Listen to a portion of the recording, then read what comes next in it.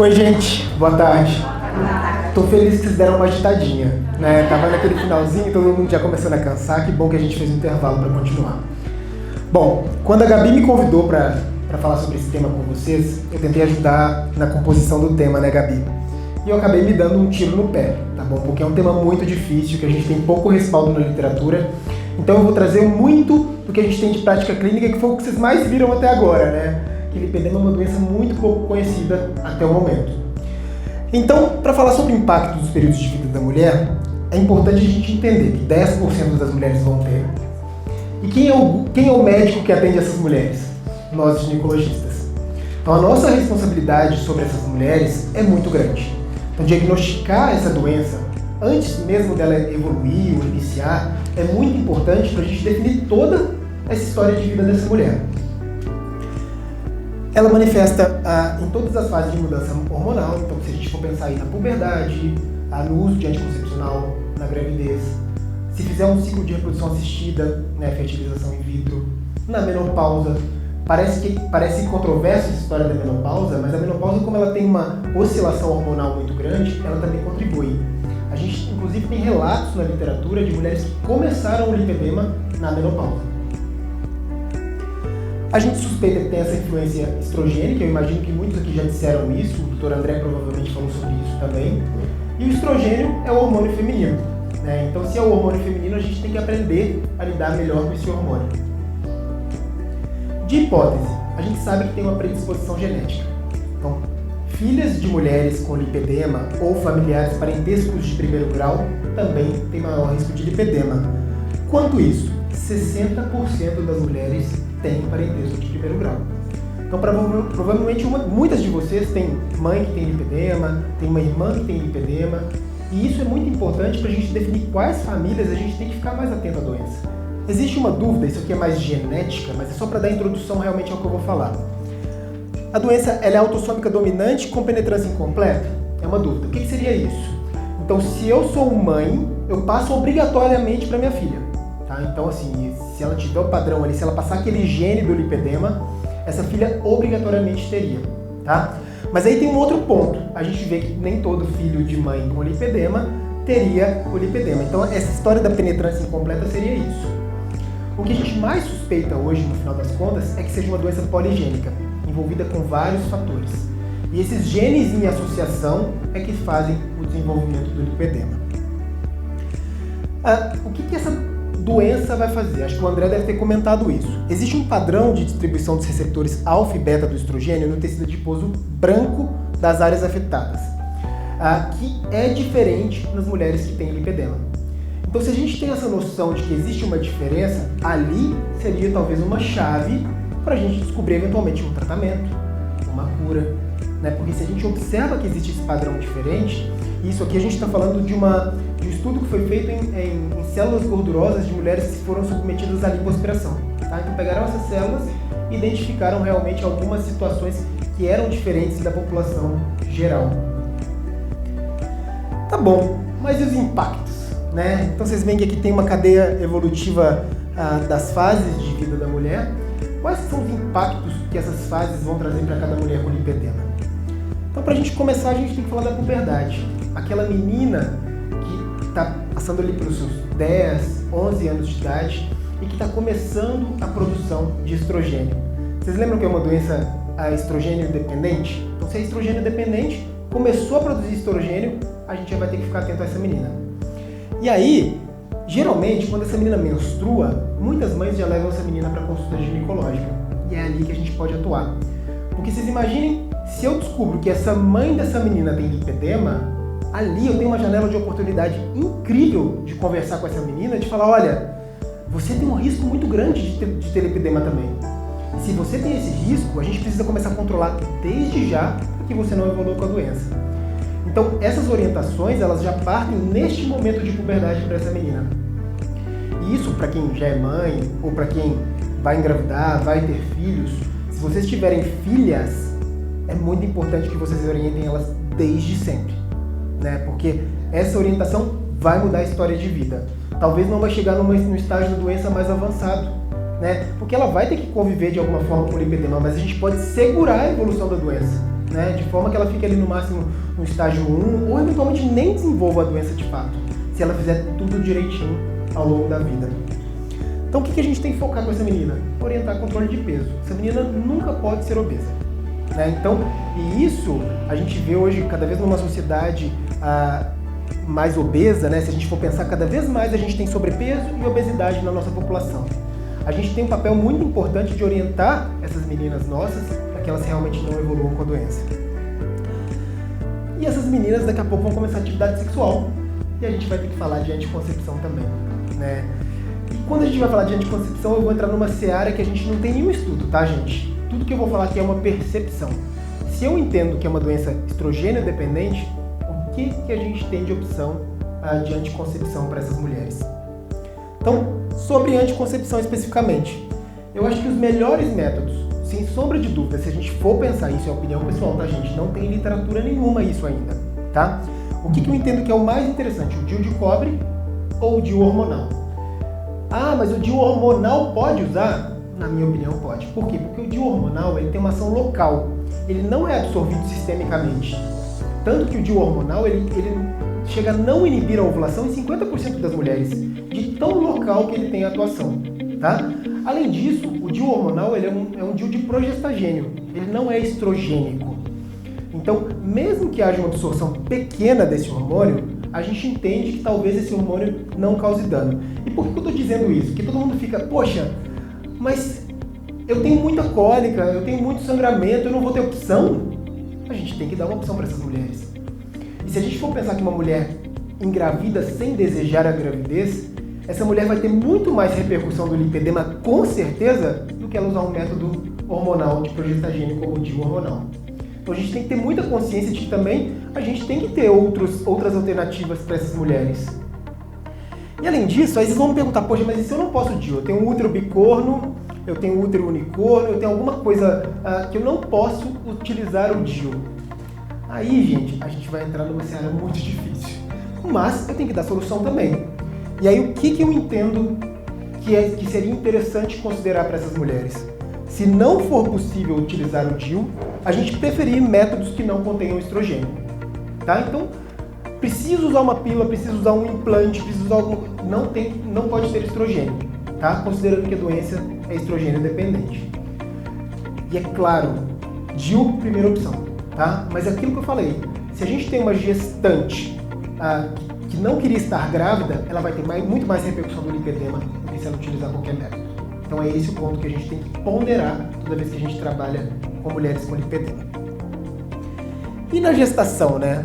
Aí entramos na fase, engravidou. Eu quis ser mãe, quis engravidar, mas eu tenho que estar preparada para isso. Engravidar tendo lipedema é uma grande responsabilidade, né, se a gente quiser cuidar da doença. Porque tem que existir uma programação, tem que existir uma consulta pré-concepcional. A gente tem que esclarecer tudo que pode eventualmente surgir ali durante a gestação para que a gente comece já mais tranquilo. E o que a gente deveria fazer considerando uma mulher que quer engravidar? Então, a gente vai controlar o peso, né? Então, isso aqui falando de uma mulher que já engravidou. Ela tem que ganhar o mínimo esperado na faixa de peso que ela tem. A gente tem uma tabela em que a gente tem o mínimo que a gente espera para cada faixa de peso quando você engravidou. E aí naquela faixa tem o mínimo e tem o máximo. A gente não vai tolerar muito o máximo. A gente vai ter que ficar ali no mínimo. E antes de engravidar, é importante que a gente já converse sobre esse controle de peso. Se está acima do peso, já vamos segurar aqui, ó. Já temos que dar uma reduzida nisso. Porque se eu entro já com mais peso, eu vou ganhar mais, com certeza vai ter uma evolução da doença importante na gestação. Tá? Foco em alimentos anti-inflamatórios. Devem ter falado bastante disso hoje. E a gente sabe que não dá para fazer restrição alimentar muito grande na gestação. A gente tem outro ser sendo formado ali. E não dá para fazer restrição. Vou fazer uma dieta low carb agora que eu estou grávida porque eu não quero ganhar um. Não dá. Não dá. A gente precisa ter noção dos tipos de alimento que a gente realmente pode comer para que seja um ganho de peso saudável também. E para que não exista mais inflamação que a gestação também pode causar. Drenagem linfática e uso de meias elásticas. Quem já ficou grávida aqui? Incharam muito na gestação? Todas fizeram sim, praticamente. Eu não vi ninguém fazer não. Alguém fez não? Só você que não inchou muito? Maravilha. Só depois? Mas é muito frequente, porque o que acontece na gestação?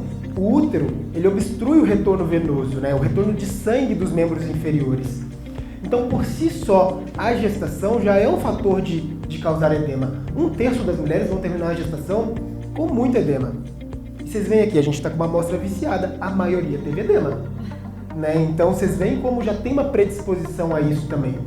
E fazer drenagem e utilizar meias elásticas durante a gestação, isso também contribui para a não evolução da doença. Exercícios físicos quando não há contraindicação. Todo mundo fala, mas eu posso fazer exercício mesmo? E no primeiro trimestre eu posso? Pode, deve. A não ser que você tenha alguma contraindicação, mas se não tiver nenhuma contraindicação, você deve fazer exercício físico na gestação. Principalmente quem já tem uma vida de atividades físicas, de exercícios físicos constantes, essa mulher deve permanecer. É claro, a gente vai diminuir um pouco a intensidade, então aquela mulher que chegava à exaustão no exercício físico no dia a dia, essa mulher não vai poder chegar à exaustão mais, mas ela vai continuar fazendo porque a gente quer manter a performance física. E essa performance física depende muito dos exercícios físicos na gestação. Reprodução assistida. Não fiquei grávida, estou com dificuldade. As mulheres que têm lipedema, muitas delas podem ter obesidade associada e podem ter a síndrome dos ovários policísticos, que também é uma grande questão. E às vezes vão precisar de auxílio para engravidar. Às vezes engravidar não é tão fácil. Né? E se a gravidez não for fácil, a gente também vai ter que cuidar dessa mulher. Então, quando a gente faz a reprodução assistida, a gente também vai controlar esse peso dessa mulher. Mas a gente tem que lembrar que ao se fazer um estímulo hormonal, que a gente pense na menor dose possível. Qual que é a menor dose de hormônio que eu preciso para estimular esses ovários? Né? Eu sou uma mulher jovem, eu sou uma mulher perto dos 40 anos, porque isso também vai mudar a conduta. Se for uma mulher perto dos 40 anos, dificilmente ela vai ter uma resposta boa com uma dose baixa de hormônio. Né? Então, tem situações que realmente a gente vai ter que pesar até custo-benefício. Né? A gente sabe que a reprodução assistida ela não é barata. E não sendo barata, talvez em alguns momentos a gente vai discutir realmente, e isso é uma decisão compartilhada. Eu falo, olha, se a gente entrar com uma dose menor agora, pode ser que você não tenha uma resposta adequada. Você quer bancar e ver como é que vai ser? Ou você quer já tentar a dose máxima pensando no custo-benefício da situação? Essa decisão vocês têm que participar, né, para definir o melhor caminho. Menopausa. A gente tem a queda do estrogênio, porém com grandes oscilações. Então você já viu aquela mulher que passa meses sem menstruar, menstrua 3 vezes seguidas? Né? Se tiver alguém passando por esse momento, pode já ter vivido isso. E essas oscilações, essas fases de oscilações hormonais, elas também fazem com que o estrogênio aumente e diminua, aumente e diminua, aumente e diminua. E com isso, pode haver repercussão do lipedema. Controle de peso.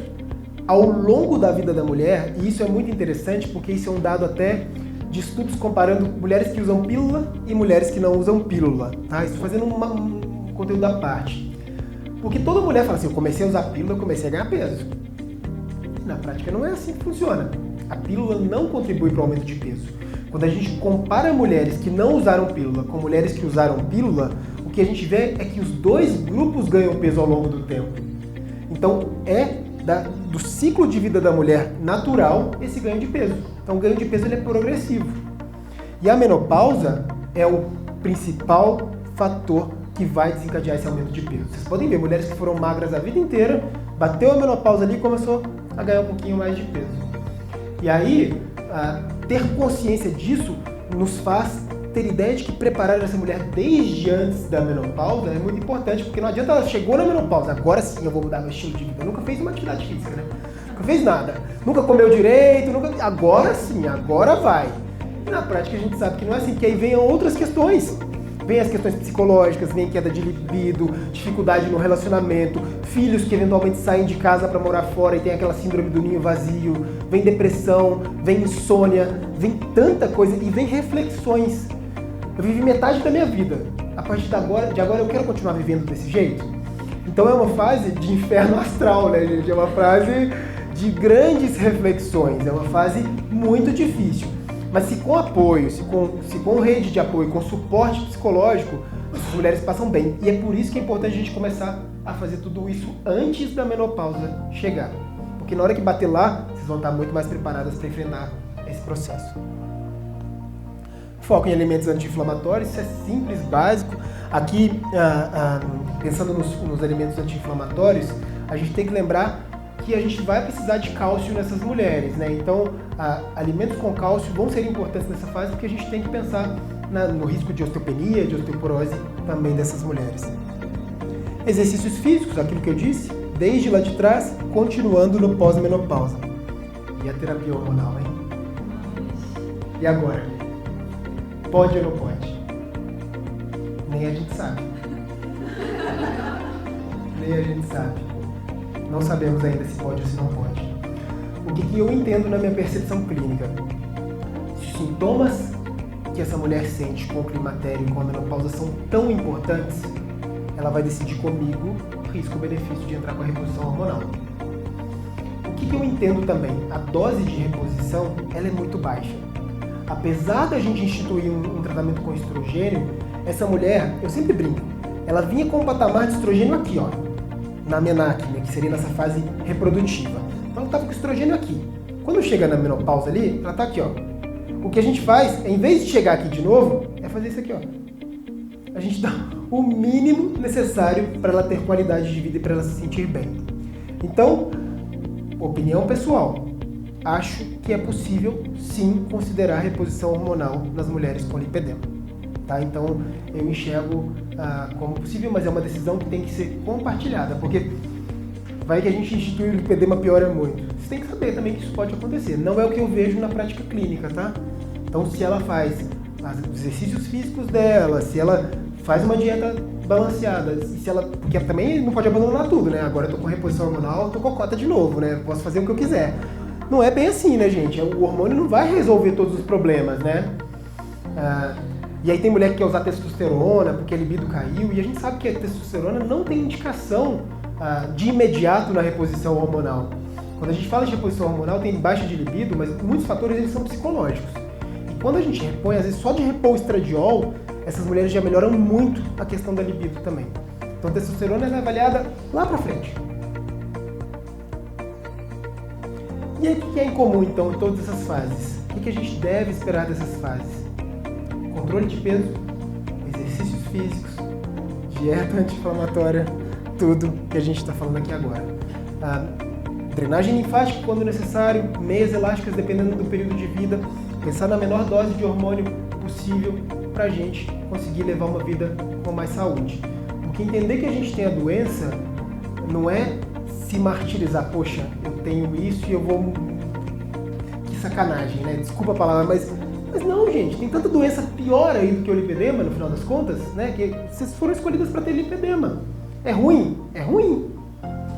Mas é uma doença que tem tratamento e que vocês vão viver com qualidade de vida se vocês se dedicarem ao tratamento de forma adequada.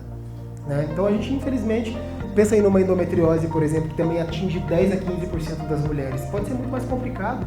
É uma doença que causa muito mais desconforto, muito mais incapacitante do que o lipedema. Então não é minimizar a doença, pelo amor de Deus. Quem vive com a situação, tem uma situação que para ela é 100%. Né? Mas entender que se a gente fizer o controle de forma adequada, a gente vai conseguir ter qualidade de vida. Então eu até fiz isso aqui é uma criação minha. Existe um ditado, vocês devem conhecer, em vez de lipedema estaria inimigo. Que na verdade eu não trato como inimigo, eu trato como uma composição nossa. Mas se você conhece o lipedema e conhece a si mesma, não precisa temer o resultado de 100 batalhas. Se você se conhece, mas não conhece o lipedema, para cada vitória ganha, sofrerá também uma derrota. Se você não conhece nem o lipedema, nem a si mesmo, perderá todas as batalhas. Então, simples assim. Estou à disposição para perguntas.